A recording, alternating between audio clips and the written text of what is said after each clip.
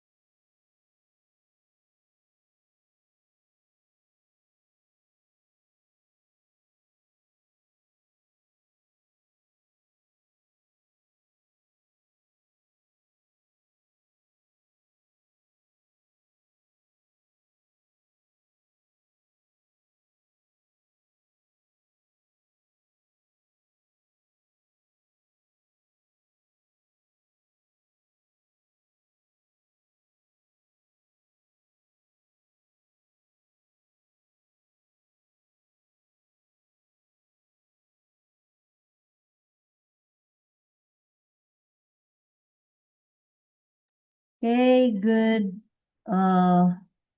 noon. Dito it's already, let me check, 12:25 in the afternoon already. So good afternoon, everyone. Good morning there in the Philippines, or good day, everyone. Good So, afternoon, am ma'am. I, okay, thank you so much. So, naririnig nyo lang ako. And yan, you can see my screen, right? Yes, ma'am. Okay. So, welcome everyone to our course, CHP 103, Community Chaplaincy and Ministry to Marginalized Sectors.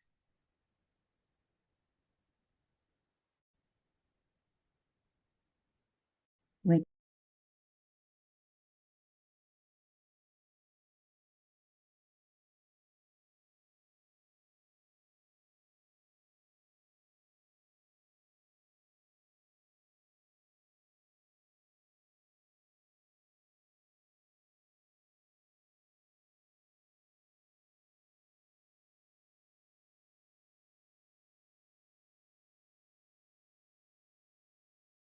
So,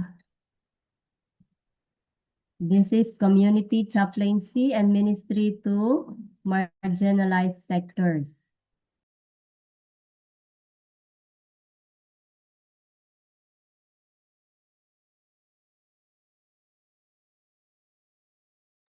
Um, Before we begin, I'd like to let you know that I'm not a little okay today. I have common cold, so maybe my voice may sound a bit different. And right now in my province in Singapore, the air quality is not good. Medyo ano siya, unhealthy yung air namin dito. So when we go out, we really use our mask, no? So, pasensya na, and I'm sorry. Maybe you may hear some sounds because my nose is clogged and I have some, teary eyes. So I apologize in advance and thank you for understanding.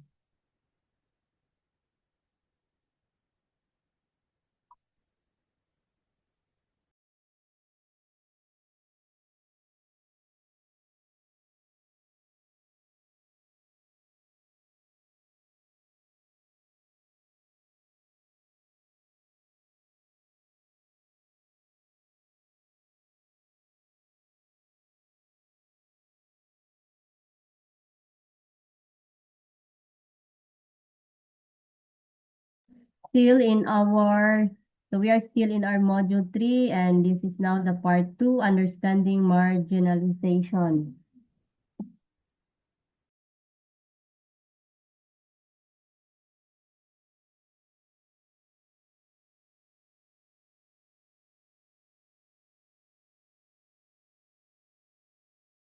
Okay, pasensya na po. Maraming internet.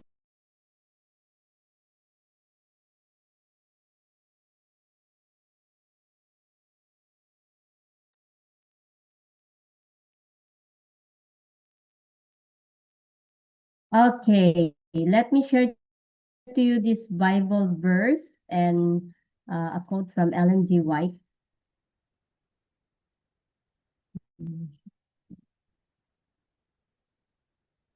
Is my voice po loud and clear or ano siya, buffering?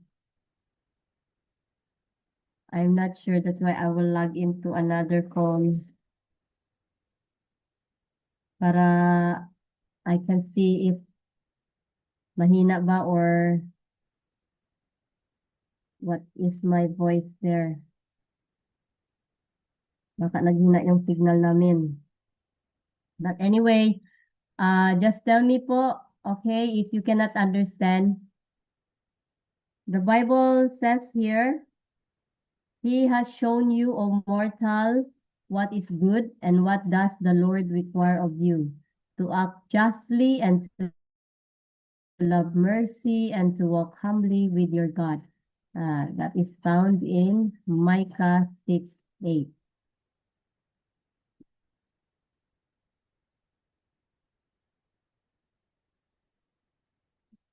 Every human being created in the image of God is endowed with power akin to that of the Creator, individuality, power to think and to do. So Ellen G. White, Education, page 17. So together, this reminds us that justice and mercy flow from recognizing the God-given dignity and agency of every person, no? Especially those who are marginalized. So as a chaplain or chaplaincy, this means caring for people not as problems to fix, but as persons to honor, listen to, and walk with in compassion and respect. So let's pray. We thank you for this time to learn and reflect together. And as we begin this class, Lord, we ask you to open our hearts and minds to your truth. Teach us to see others with compassion, to listen with humility, and to act with justice and mercy in all that we do. May may your Holy Spirit be with us today. In our thoughts, our words, and our action, we commit this in the precious name of Jesus. Amen. So just what happened? Okay, so last week we learned this one. We learned more about what is marginalization. Okay, so we learned that marginalization happens when people or groups are exclusive or pushed aside by society. Okay, so as a chaplain, the key message here is people who are marginalized are not weak or broken. Instead, they're often harmed by systems that fail to see, hear, or include them. And then we learn about the dimensions of marginalization.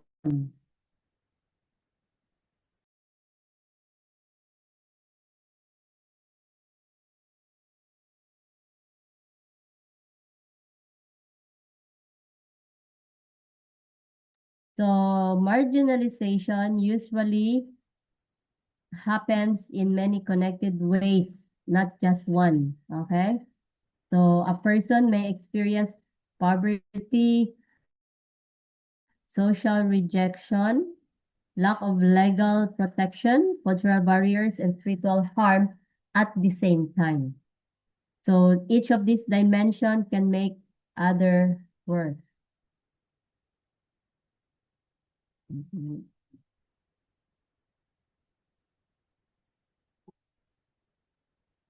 And then common marginalized sectors encountered in community chaplaincy. So in this one, we learn the types of people chaplains often encountered in community. Okay? So these groups may face exclusion due to poverty, displacement, disability, age, gender, or experiences of disaster, conflict, or illness. So as a chaplain here, belonging to a marginalized group does not define a person's whole identity because each individual is what has a unique story, friends, belief, and needs. And then we learn also the power, privilege, and the chaplain's role. So the chaplains often hold power of privilege because of their education, their role, or religious authority or connection to institutions. So it stresses that having good intention is not enough. If chaplains do not reflect on their own privilege, they may unintentionally dominate conversations, silent others, no? Dominate conversation, they may silence others or impose solutions that do not truly help. So as a healthy chaplaincy role, therefore, it is grounded in humility and self-awareness. So as a chaplains, we are called to listen first, respect people as experts of their own lives, and allow communities to express their real needs and avoid a rescuer mindset. Our goal is what? Present and support. And the last one, avoiding harmful approaches to marginalized communities. So in this, we learn the common mistakes that can unintentionally harm marginalized people. So what are these? These include judging or labeling. We will learn more of this, okay? Blaming them for their poverty or suffering or speaking on their behalf instead of listening to them. So the core message here is that as an as a chaplain, no, are called to walk with people, not over them. We should build trust, honoring dignity, and performing partnerships through care, respects autonomy, listens deeply, and affirms that marginalized individuals are not objects of charity, but persons with what? Voice, agency, and worth. So I have here a scenario, short scenario, before we begin with, continue with our lesson. Okay, look at this. Imagine you are visiting a community as a chaplain. On your list are these labels, okay? What are the labels? The poor, the migrant, the elderly. Okay? So before you meet everyone or before you meet anyone, you should ask yourself, what assumptions come to mind? How might this affect the way you listen? Anyone or one or two who wants to reflect on this or share a thought?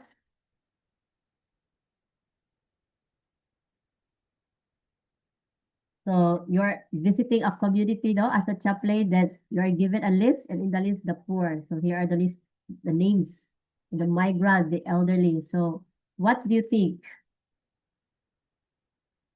You reflect on something, you may ask yourself, what assumptions come to mind? How might this affect the way we listen? Anyone who wants to share?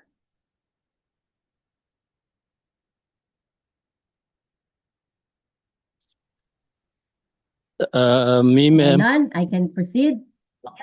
Okay, go on. Uh, Say your name first. Because hindi ko makita. Brighton Say your Kadzambaira, name, sir. Zimbabwe.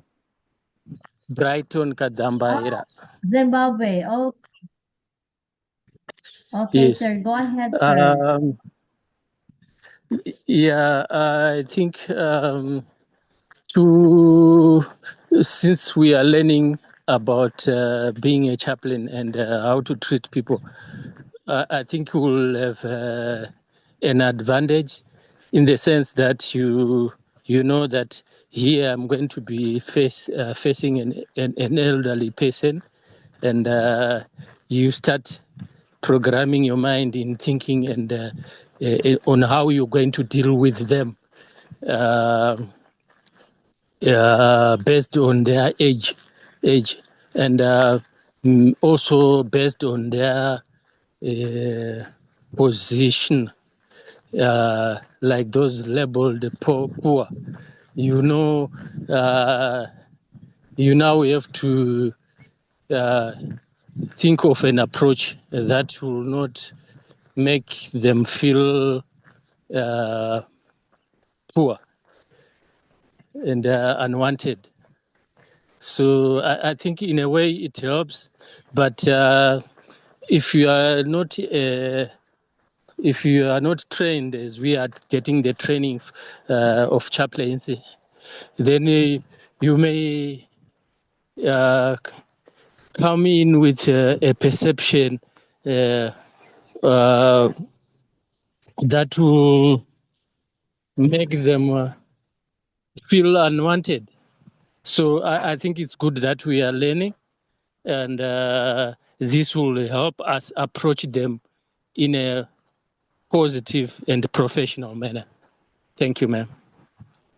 Thank you so much, sir. Thank you very much for that thought. Yes, me too. Actually, yeah, I learned already chaplaincy, but I'm still learning. That's why I'm still here sitting down, listening to other professors because I still need to learn more.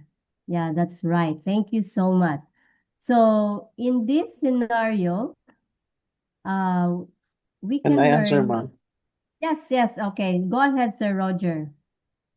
I think, ma'am, as a chaplain, I must sit aside and label and listen to opinion. Listen to those people who have the problem, and with the humility among a person, I think define their own needs and experience. So that I think there are a lot of people nowadays, they cannot open their, how do I say this one? They are afraid to open. They afraid to, as a chaplain, I think sit aside that person or client and listen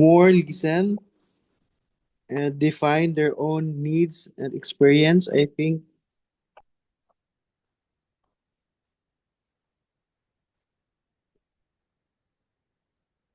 Okay, thank you sir, very much, Sir Roger and Sir Brighton. Yes, you're all correct. We'll be learning more about this, no? It reminds us, in this scenario, reminds us that people are what? More than labels.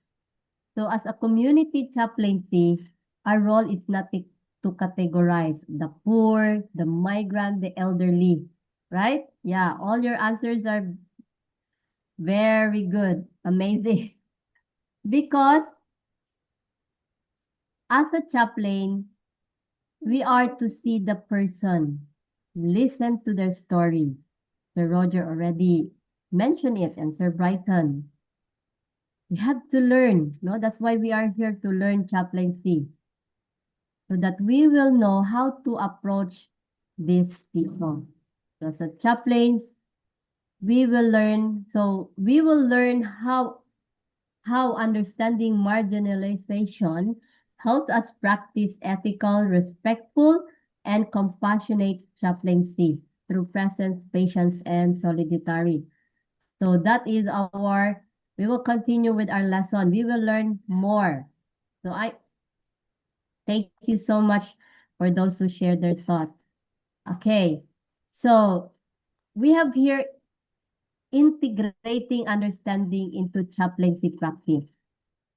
Seeing the person, not the category. Okay? So, seeing the person, not the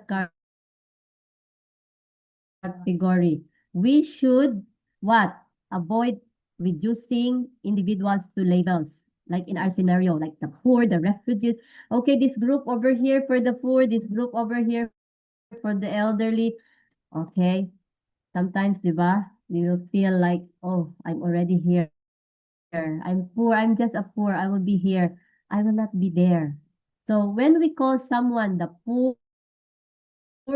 the refugee, or maybe some like the disabled, we unintentionally turn a person into a problem or condition, because labels describe only one part of life, but they do not show a person's dreams, fears, family, faith, or history. That's why in chaplaincy, labels must never replace human dignity. That's true. So instead of thinking, yes?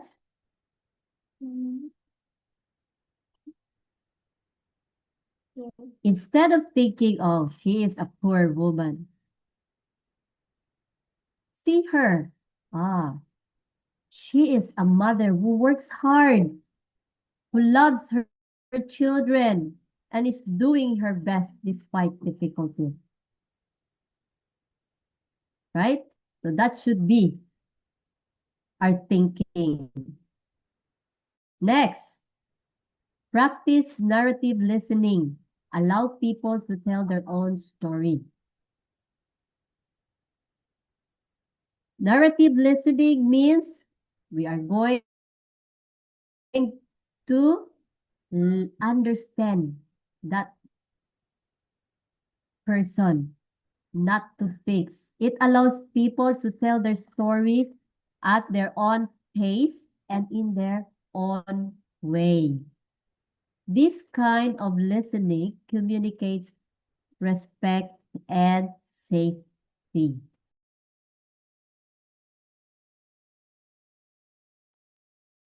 It says, so how are we going to say it? Maybe we can say, your story matters and you are the expert of your own life.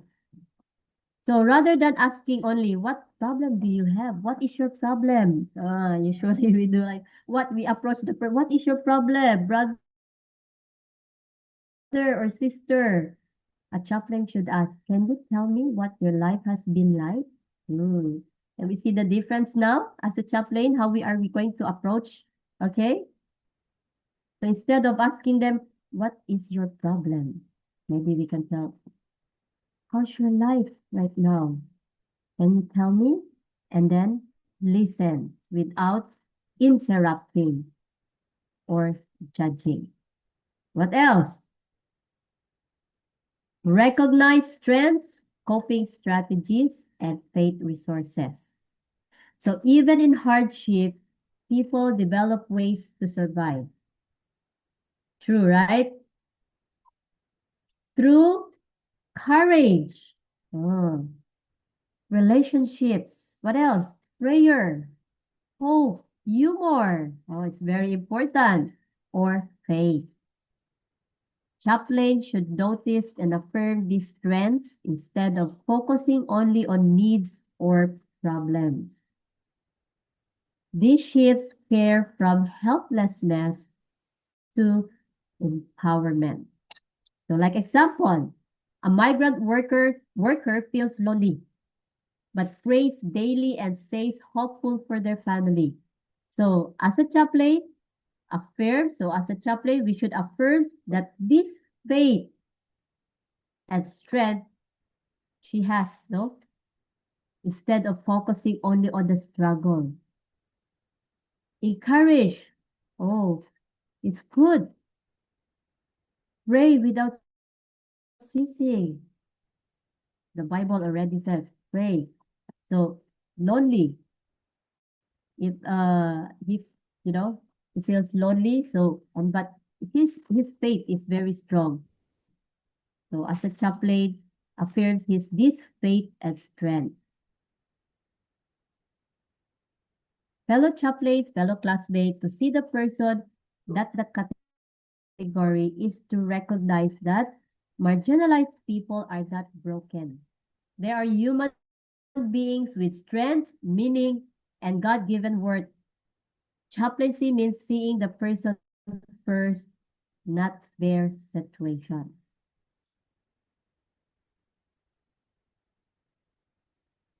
From awareness to ethical engagement. So when we say from awareness to ethical engagement, this means that knowing about marginalization is not enough. That knowledge must shape how a chaplain acts. That's why we are here. We are learning. Okay? For me, I'm trying to sit in from our first professor, if I can, up to the end. But so that's why I exchanged this time, because in the afternoon, I have an appointment.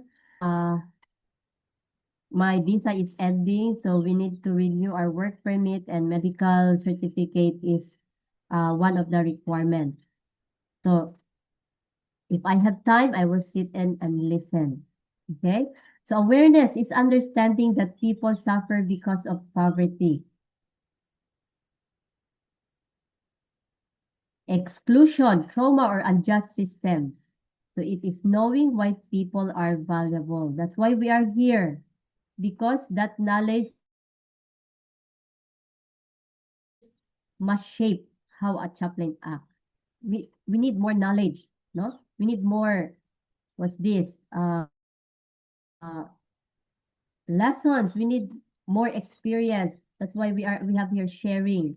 We can learn from you. We can learn from each other. So what are these?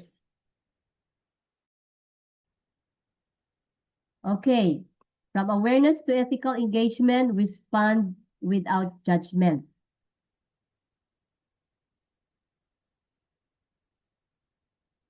When chaplains understand marginalization, they recognize that people's struggles are often caused by what? Systems, not personal failure.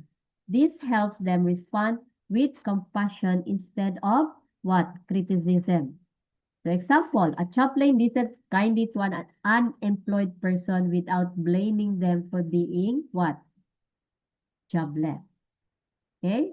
Because that is what? No? Because we are talking about from awareness to ethical engagement, where uh, ethical engagement is putting that understanding into responsible, respectful, and compassionate practice. So let us avoid criticism or judging that person right away. Like when you say, oh, I understand your situation. Two, instead of saying, I understand your situation, you can say, I will care for you in a way that goes no harm and protects your dignity. So that is respond without judgment. The next one is ask better question. So it's not moving. Okay. Right.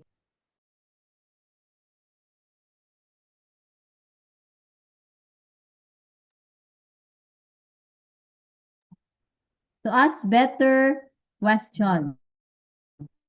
Awareness helps chaplains ask questions, but be sure with your questions. We have to be gentle. open, and respectful. These questions help people feel safe and understood. So, example, asking, what has been most difficult for you lately? That is usually what we ask. So instead of, what did you do wrong? Ah, okay. So our question, sometimes we should be careful with the questions that we are going to ask. So instead of saying, what did you do wrong? We can say, what has been most difficult for you lately? The next one, make appropriate referrals. Oh, this one is very important because chaplains are not meant to solve every problem. Sometimes we worry. As a chaplain, I did not do, I did not solve the problem. Always remember that we are not here, not to solve every problem. Ethical care means knowing when to seek help from professionals who are trained to meet specific needs. The example, like you are referring someone experiencing trauma. Okay, so we are going to refer that person to a counselor while continuing emotional and spiritual support. You are still there. What we can refer her to uh, more experienced uh, people or person. And then avoid retraumatization. Some questions or actions can reopen emotional wounds, right? I know you agree with me. So chaplains must be careful not to push people to relieve painful memories before they are ready. Like allowing a disaster survivor to share only what they are comfortable sharing. Yung that experience, the trauma.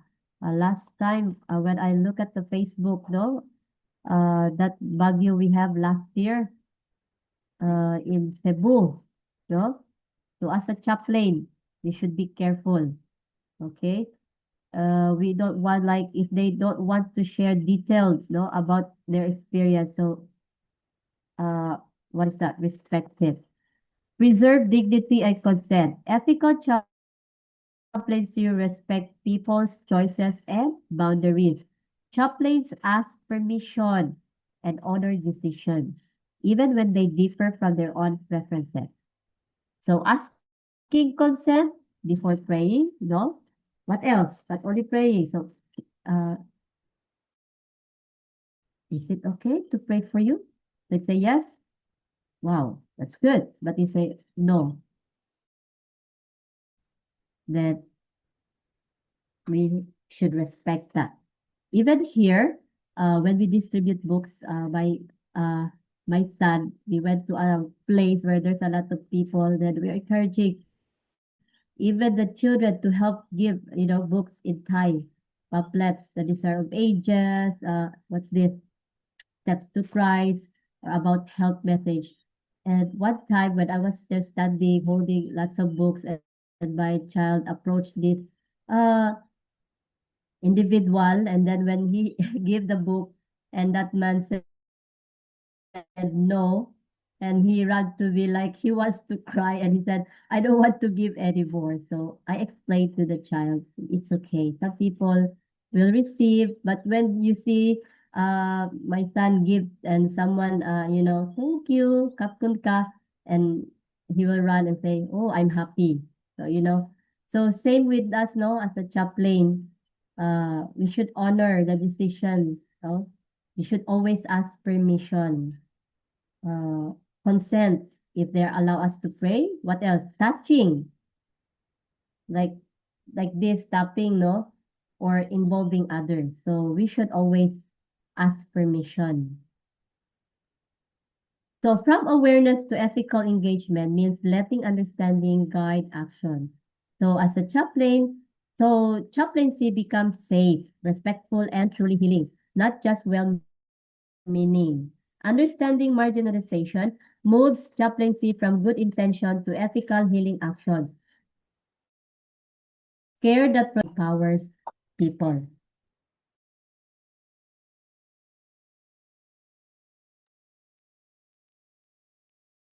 Okay, so chaplaincy posture. Chaplaincy posture toward marginalized communities. So, marginalized communities, chaplaincy posture toward marginalized communities refers to the attitude, stance, and a way a chaplain chooses to relate to people who are vulnerable or excluded. It is not about techniques or programs, but about how a chaplain shows up in relationship with marginalized persons. So, it means approaching marginalized communities with, oh, you always hear this, humility, compassion, and partnership rather than authority and control. So this posture includes what? Presence, walking alongside. Present means simply being there. That is what a chaplain. Okay? Chaplains do not rush to fix problems, but stay with people in their pain and journey. For example, just sitting quietly and listening to someone who feels alone. Just sit down and being there. Okay, what else? This posture include respect, honoring like, experience. So, respect means valuing people's life stories, choices, and wisdom. Chaplains acknowledge that individuals understand their own lives best. So example, listening carefully without correcting or judging their decisions. What else? Posture includes patience. Change takes time. Patience recognizes that healing and growth do not happen quickly. Chaplains avoid pressuring people to change or move on.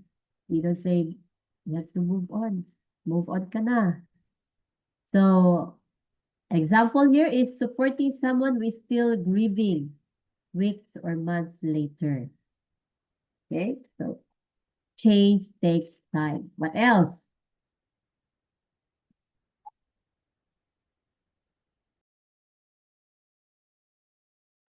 Solidarity. Solidarity. Standing with, not above.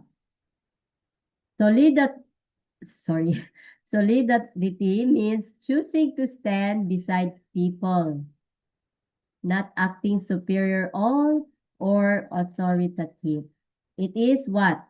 Partnership, buddy, or when you say we are partner, not control. So you just say, I am here with you, rather than I know what's best for you. Which one is better, right? I am here with you. Or because sometimes you say, I know what to do. I know what's best for you. So always remember, chaplaincy posture is about how we show up with humility, compassion, and shared humanity. Okay?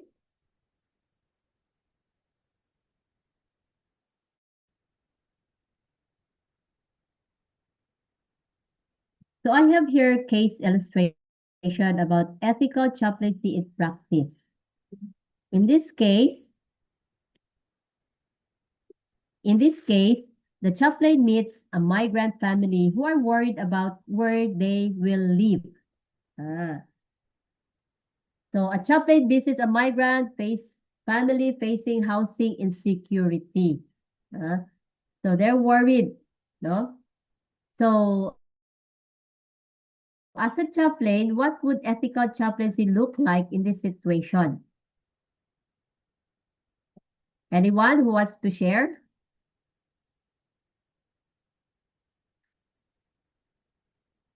I hope Dr. is not yet here. If we still have time to share.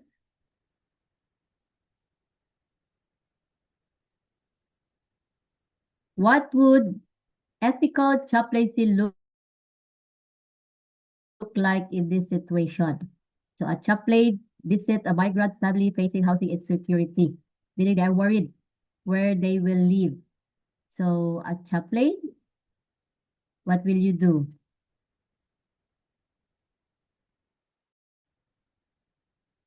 Anyone who wants to share?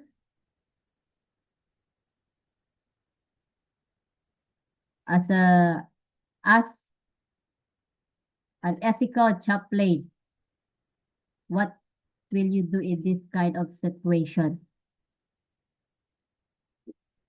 That's what we have learned in our lesson.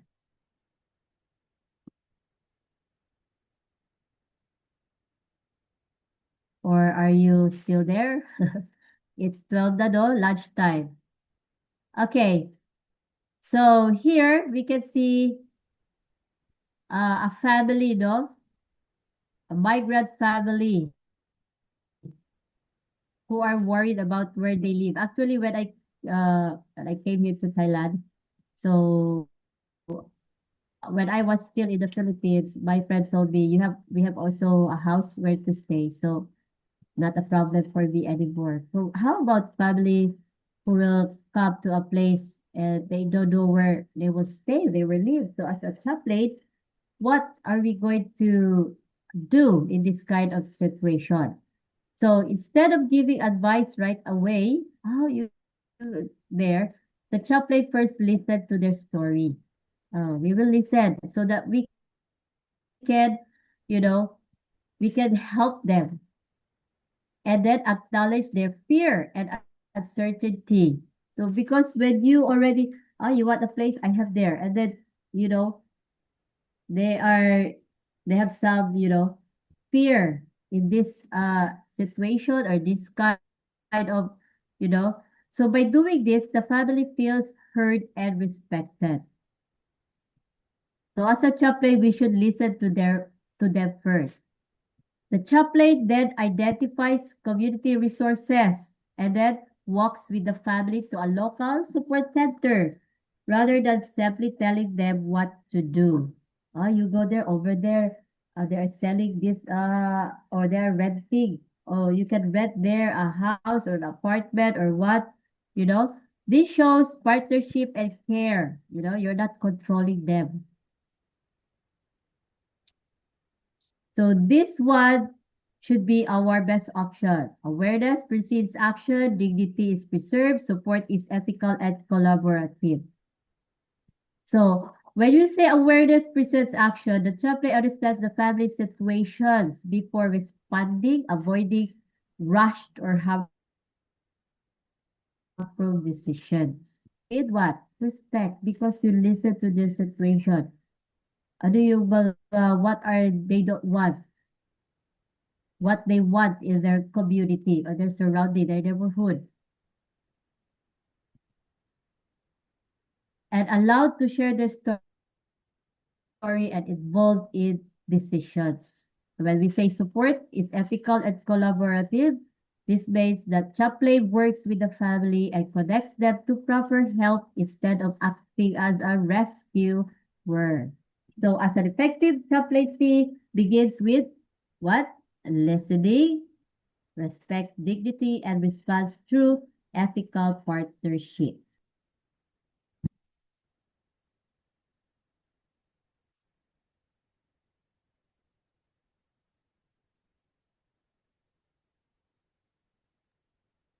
So our takeaways today,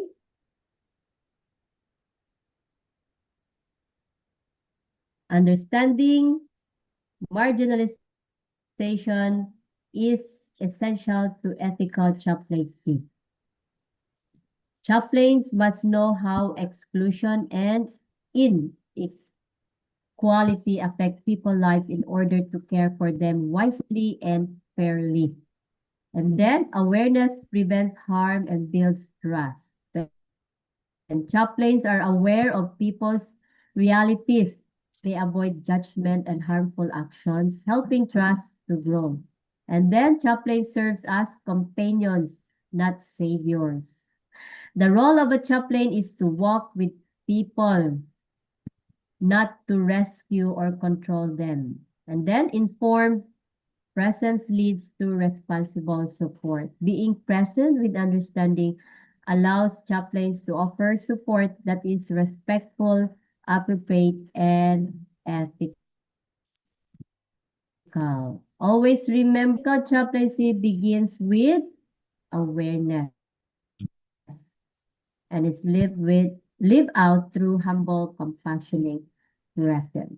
So that is our lesson for today. Meron ba kayong reflection or you want to add more before we end our lesson with a prayer? Anyone wants to share their thoughts? Yes, Sir Brighton. It's good you open your camera. We can see you clearly.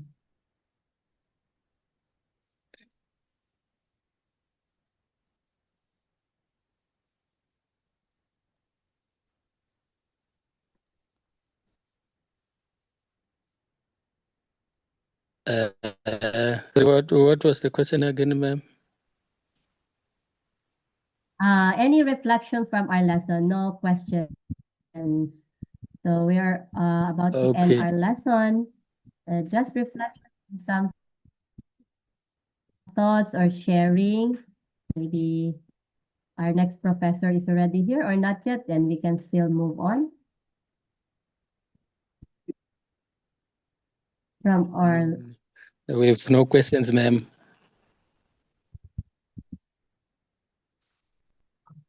yeah, no questions.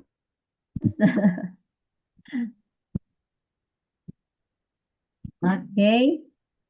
So I hope you learn more in our module 3, understanding about marginalization.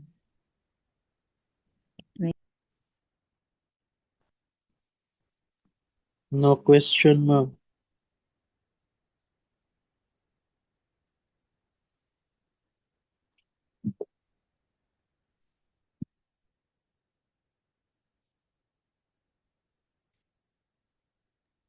Oh, no question. Sorry, unmuted. No question. So it means you did understand our lesson, and I have also no question because and I just hope that we all understand about our lesson for this module is understanding marginalization. I'm sorry last week I wasn't able to share our lesson from module 1. I will try to send today module 1. Thank you, ma'am, so that we can Okay. review.